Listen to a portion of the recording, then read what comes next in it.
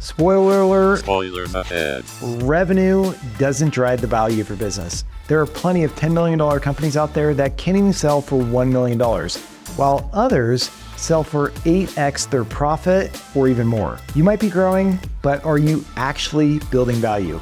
In this video, I'm gonna leave you with the 2 ways to increase your company's value. So by the end of this, you're gonna know exactly where to focus. Let's go ahead and jump in. When I was a CFO, I did a lot of M&A. I was buying a ton of companies, and I'm gonna tell you the 2 ways to increase value, especially from this perspective, right, which is really important. Number 1 is through EBITDA improvement, all right? EBITDA is just a fancy way of saying profit. It stands for earnings before interest, taxes, depreciation, and amortization. And in fact, when it comes to valuation, this is the multiples-based approach. And really, it just involves taking EBITDA or some other financial driver. Maybe it's revenue for your business, maybe it's cash flow, but for most companies, EBITDA is the most standard, so we'll stick with this. And if you take EBITDA and you multiply it by a factor, right, a multiple, it'll tell you what the value is of a company. So in other words, let me just map this out. Value, using the multiples approach, is determined by taking EBITDA, we'll say, can't even spell here, EBITDA times a multiple. This is just a shorthand way to determine valuation. Now, there's a more complicated way. You can take the income approach, build a discounted cash flow model. I'm not going to get all nerdy on you right now because we don't need to focus on that. So instead, we could focus on this. In order to increase EBITDA, there are 4 levers to pull. That's it, just 4. All right, so you could totally remember this. Number 1 is pricing. So you can increase the pricing for your products and services. We'll get into that here in a second. Next, we have volume. This just involves selling more units. We also have cost of goods sold. These are all the costs associated with delivering the product or service. In other words, fulfilling the product or service that you're selling. So there's cost of goods sold, and then we have OpEx, which is just shorthand for operating expenses. So you can increase pricing, you can increase volume, you can decrease COGS, and you can decrease overhead. Those are the 4 levers to pull. All right. Do you know that out of these 4, there is one that is far more superior than the other ones? And this is for most businesses. There may be some nuances or exceptions, but generally speaking, guess which one it is? If you said pricing, I was going to do it in red, but then that makes it look bad. If you did pricing, you're absolutely correct. On average, I'm just going to put it's like 12%. All right. Now, cost of goods sold is actually number 2. So if you can make your cost of goods sold more efficient, it's about 7 to 8%. Volume is about 4%, and OpEx can be about 3%. Now, this depends on companies, industries, etc. If you want to know exactly what your levers are and the impact it will have on profit, in other words, for every 1% change in each of these levers, this is what you're going to get. That's what I was telling you right here, the 12%, 4%, 7%, 3%. It just represents a 1% change on any of these levers. If you want to know what the exact number is in your business, go to Coltivar.com. Under resources, we have calculators, and you could pull up this calculator. You could plug in 2 numbers in your business, and it'll spit out exactly what the numbers are for your company, which is super valuable. Because think about it like this. Let's say you're communicating to your sales team, and you're like, look, for every 1% discount we give our customers, it's going to have a 12.3% impact on our bottom line. I just made that up. But, right, that's so much more powerful because it's specific. Instead of just saying, hey, don't do discounts because we lose money. Like, get specific, understand what your levers are, and then you'll be able to influence EBITDA, which is this first part of the equation. Now, I'm starting to help you out. Can't you see the value in this? Because you may be feeling like you've worked so long, right? You've worked so long, so hard on your business. You've poured a ton of energy, blood, sweat, and tears, capital into your company, and you don't even know what it's worth.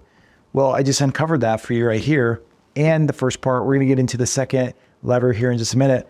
But if this is making sense to you, can I get a yes in the comments box below? Okay, just drop yes so I know you're following along. Okay. All right, let's talk about number 2.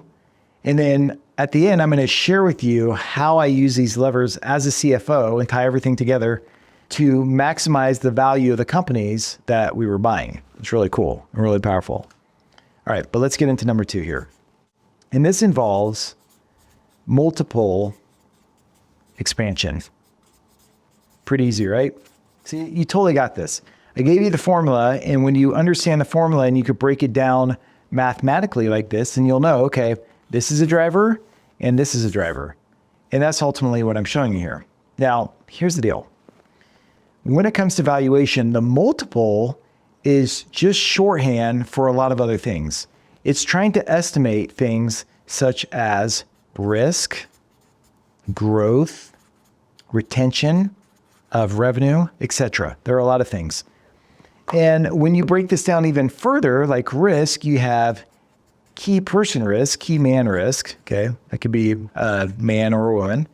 You have key customer risk.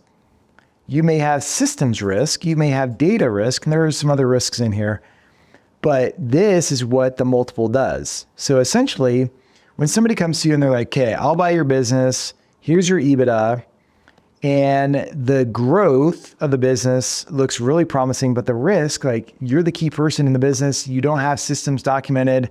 Therefore, I know if you leave, I'm going to lose money. I'm going to lose profit. So therefore, they discount this multiple. Same thing with retention.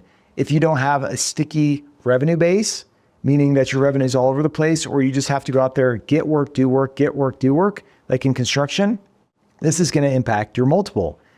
So you can do things from a strategy perspective to fix this. In other words, you can put in place systems. You can document SOPs. You can position yourself in a market where you have better retention. You can offer new products and services that are more sticky, etc., right? You can position yourself in a market or in a segment where growth is looking good, right? So you can do all these things, and that will give you multiple expansion. So here's an example. When I was CFO, we would go into these businesses and we would buy them for 2x EBITDA for a variety of reasons. Now, some of them were more successful and we would pay sometimes 3x EBITDA. But typically, these were somewhat smaller businesses. Now, you may be wondering, what's the average EBITDA multiple? It ranges, it varies. But if you want me to spit out a number, I would say most businesses are like 2.5 to 3x EBITDA. Okay, it depends. And I totally wrote that in the wrong place. That's what I mean right here. 2.5 to 3x. Okay.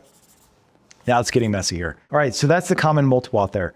So we would go out there and we look at the company, we look at EBITDA, we would buy them for 2x to 3x. So say we bought a $10 million business and we paid 2x. Ultimately, we spent $20 million on the acquisition.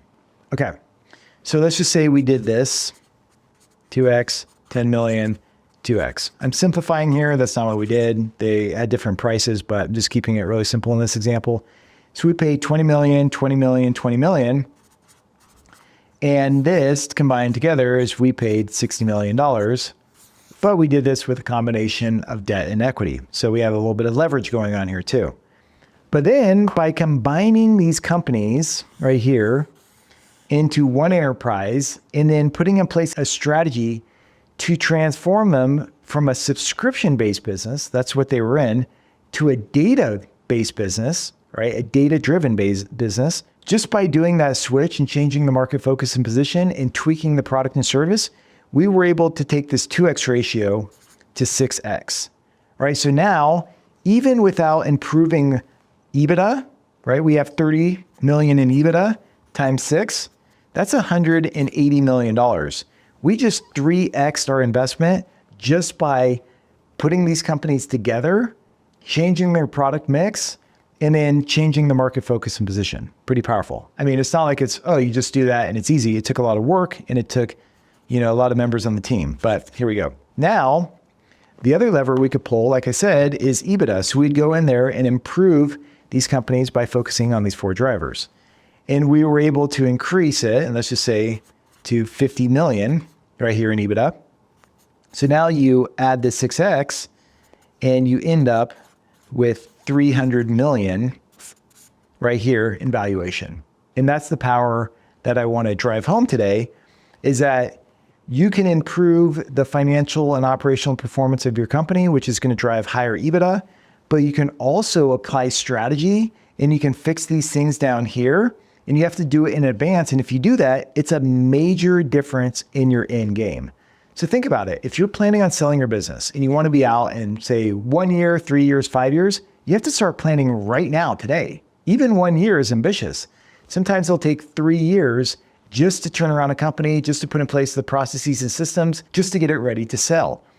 And if you rush this, or if you don't invest in fixing this, or putting in place a strategy or a system to make this all happen, guess what? You could be selling your business over here for $20 million when the real value is like 60, which is insane. Okay. You don't want to get to the point where you're burnt out, where you're exhausted, where you don't want to do it anymore. You sell the business and you walk away from tens of millions of dollars. I've seen it happen all the time because there's not advanced planning.